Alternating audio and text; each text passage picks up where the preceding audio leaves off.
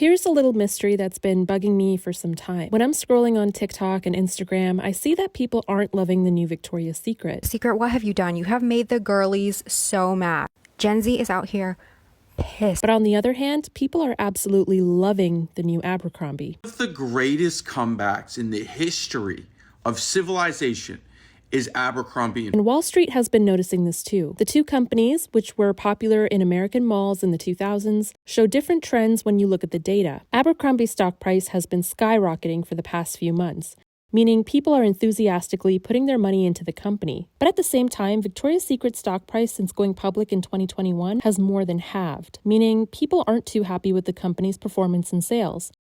And that means they're pulling their money out of the company. So my question is, why did inclusivity help a company like Abercrombie but hurt a company like Victoria's Secret? It's a particularly interesting question because the two companies have a lot of similarities in histories. They also have similar downfalls, so it's quite easy to compare them. Both American, both once owned by a company called L Brands, both were marketing sex appeal to millennials, both represented a very specific standard of beauty, and both faced an eventual downfall in the 2010s. Both brands were also subjects of critical documentaries that showcased their downfall. The Victoria's Secret documentary came out in 2022 and displayed the company's struggles, including declining sales, toxic workplace, and the impact of the Me Too movement on the brand's image. And then there were also the lawsuits that were piling on, alleging that the company had a toxic work environment, unequal pay, racial discrimination, disability discrimination. Now, if that all sounds bad and you think that's why Victoria's Secret hasn't been able to get itself together, wait until you hear about Abercrombie. Abercrombie was subject to a documentary in 2022 that explored the brand's late 90s and early 2000s success based on the practice of exclusion. In a 2006 interview with Salon magazine, the CEO of the company famously said, "In every school, there are the cool and popular kids,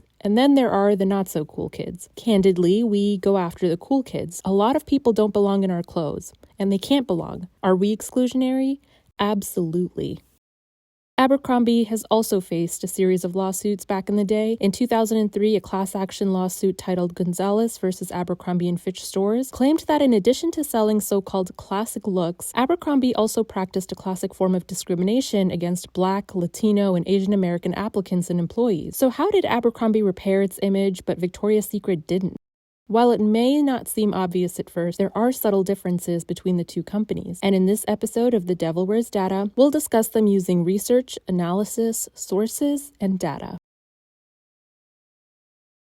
The first difference that sets these two companies apart is the fine line between exclusion and aspiration. In a 2023 paper titled The Economics of Exclusion, Why Inclusion Doesn't Fit Fashion's Business Model, the author discusses how exclusionary practices support fashion's business models. The author is Michelle Blair Gabriel, who's the graduate program director of sustainable fashion at GCNYC in New York City. In the paper, exclusion in fashion is defined as having an obvious in-group and out-group dynamic. She says these in-groups and out-groups can be formed from any number of demographic cliches: wealth or spending power, geography or accessibility, gender, size, age, and cultural affiliations. In Abercrombie's case, the former CEO had proudly stated that the in-group were the cool kids, and as seen in their ads, that meant attractive, usually upper-class people with chiseled abs.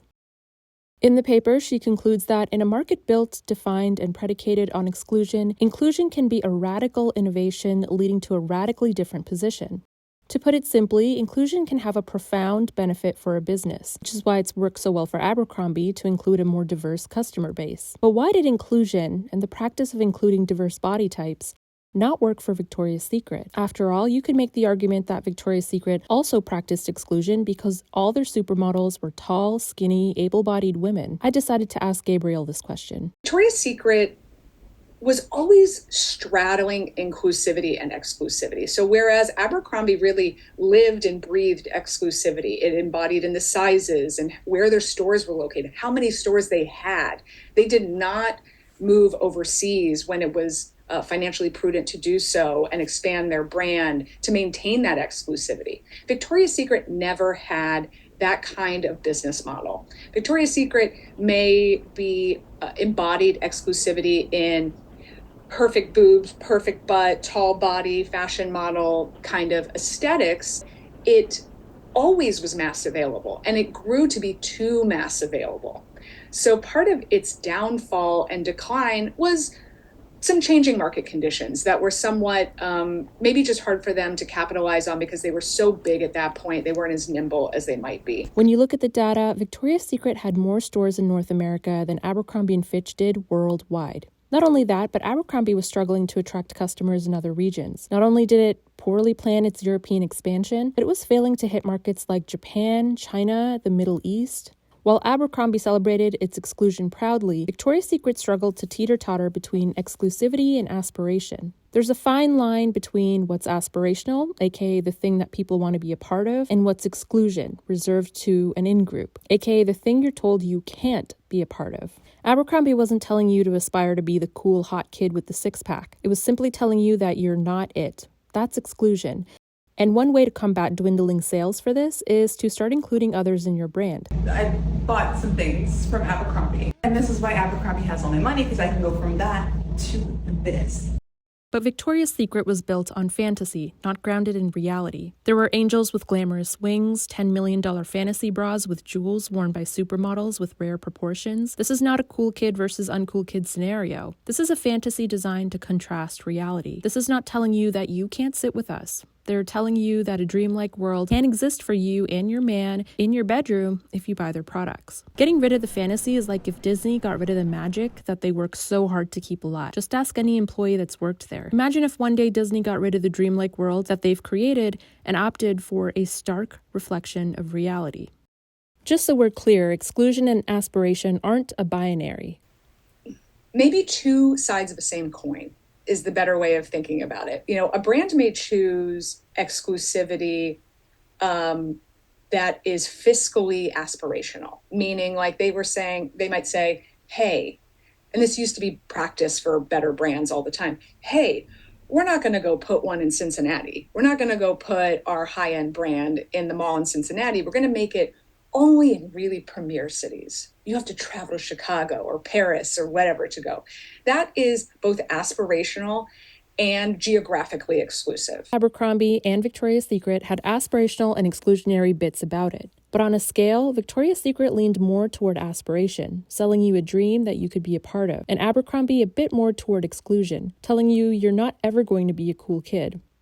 This is why when Abercrombie decided to let in more people and make the brand more accessible, it's worked. But when Victoria's Secret decided to do the same, it hasn't quite. And that brings us to our second point. Before I get to it, I just quickly wanted to say that I tag the sources that I speak to on my LinkedIn page. So go ahead and follow The Devil Wears Data on LinkedIn so you can see all the people that I interview in my videos. And make sure to like this video for more videos about the business and money side of fashion and beauty. Now let's talk about the second reason, authenticity. When you look at the feedback online, you'll notice that people weren't really liking Victoria's Secret new rebrand, which excluded the supermodel fantasy, but still included a dull version of wings and a big dose of reality. Part of the reason that Victoria's Secret rebrand didn't work is because people felt it wasn't authentic. In fact, that was one of the biggest criticisms that came up online. Let's not act like Victoria's Secret wasn't holding on to that brand identity with every inch of their being. The reason why they changed it up is because they were losing so much money from tightly holding on to that brand identity. Brands like Fenty, Aerie, and brands that really value size inclusivity were coming for that market share. That's why they ended up changing, not because they wanted to include everybody. One academic paper I found from 2023 that compares Victoria's Secret and Abercrombie's rebranding strategies speaks to the idea of revolution versus an evolution. Mats Erde, an associate professor in strategic brand management at Lund University in Sweden, was an advisor on the paper, and he's conceptualized something called the corporate brand identity matrix, which he's published about in the Harvard Business Review and in his latest book, The Brand Matrix. He's also tagged on the DWD LinkedIn page. I decided to ask him to explain the revolution versus the evolution concept. I think working with brands, I think a good idea is probably when it comes to rebranding, it's probably an evolution, not a revolution. So, I mean, imagine, you have a good friend that you have known for many, many years, right? And suddenly that friend starts to say things that you've never heard that person say before, expressing values that you say, okay, now you seem to have been, updated, the 2.0 version of your good friend, right? And you say, what happened? And then you start to say, why this change? Is it because you would like to be more liked by others? Or is it that you have actually, evaluated what you stand for? I like the analogy he uses. If a friend changed overnight, presenting values and opinions that you know don't reflect who they are, you're not going to want to be their friend. If it's a slow, gradual process and naturally integrated into who they are over time, it's much more likely to seem authentic. In the paper, the authors conclude the same thing. They say an alternative solution could have been to slowly grow in line with society. Smaller, sometimes perceived as unnoticeable changes are made to evolve the company. Today, according to data, about half of Abercrombie's jean sales comes from the Curve Love line, which gives women a few more inches in the butt and thigh. And they did this slowly over time. Instead of spending a lot of money on photo shoots and campaigns, Abercrombie started investing in smaller scale influencers who didn't fit the image of their previous brand. Me and my boyfriend do long distance. He's in town. He's leaving tonight to go back home. Boo. So we're going on a cute little day date before he leaves. I put in a big order to Abercrombie last week. In contrast, Victoria's Secret rebranding came pretty late into the game, well past the Me Too movement. And instead of taking small, baby step approaches to the rebrand, it was an entirely different company overnight. Some people online wondered why the diverse group couldn't be celebrated in a dreamlike fashion that the Angels were. To customers, this lacked authenticity, which brings us to our third point. I just quickly wanted to note that if you're liking this episode so far, make sure to subscribe to The Devil Wears Data. This is a channel for anyone who wants to make smarter choices about what they buy and what's going on behind the scenes of a lot of fashion and beauty companies. I also have a newsletter where I occasionally send out news and video updates if you want to keep in touch via email in case we lose touch on YouTube. Reason 3. Abercrombie met its customers where they are. Victoria's Secret didn't. Okay. I know we're talking about Abercrombie and Victoria's Secret, but we have to take a quick detour to talk about a beer brand called Bud Light. I promise this will make sense. In April of 2023, Americans started to boycott Bud Light, which was the most popular beer brand in the US at the time. The reason was because Bud Light hired Dylan Mulvaney, a transgender woman, to be featured in ad campaigns. Instead of inclusivity working in Bud Light's favor, sales of the beer in the following month fell up to 26%. When this controversy happened, the vice president of marketing, who had been in that role for less than a year, explained that the goal of the ad was to make Bud Light's advertising more inclusive because the brand was in decline. In an interview with Make Yourself at Home, she said, "It has been in decline for a really long time, and if we do not attract young drinkers to come and drink the brand, there will be no future for Bud Light. It's like we need to evolve and elevate this incredibly iconic brand." What I brought to that was a belief in, okay, what does evolve and elevate mean? It means inclusivity. Obviously, in Bud Light's case, inclusivity didn't work when you look at the data. Why? Because the company failed to meet customers where they are. The brand failed to see that a lot of people who drank Bud Light were American conservatives who didn't take well to the sudden attempt at inclusivity. After all, Bud Light did it with the intention of growing the brand because it was dying among the young, according to their CMO, not necessarily because the message they were putting out there was important to them at their core. In the case of Victoria's Secret, the brand was initially created to cater to straight men's wildest fantasies. And when that fantasy got taken away with the rebrand, the audience that the fantasy was marketing to went away as well. The unattainable sex appeal was a big part of why people were shopping there. If they wanted inclusivity, comfort, and a different kind of vibe, there were other more successful brands that were popping up, including Savage X Fenty or Aerie. Victoria's Secret owned a very specific segment of the underwear market, and when it ditched that, it became just like all the other brands that were already there and really successful at doing what Victoria's Secret was now aiming to do. Contrast this with Abercrombie & Fitch. Instead of ditching their customers, they decided to meet the customers where they are in their life. A lot of teens that shopped at Abercrombie in the 2000s are grown up now. They're going to work, they're getting married, they're having kids, or they're not having kids, but they're definitely not worried about who's cool and who's not cool. Officially in the third trimester, which means I'm in that phase of pregnancy where most of my stuff doesn't fit. So when I find something that does fit, I just wear it on repeat until it doesn't. So I needed a few other things to get me through.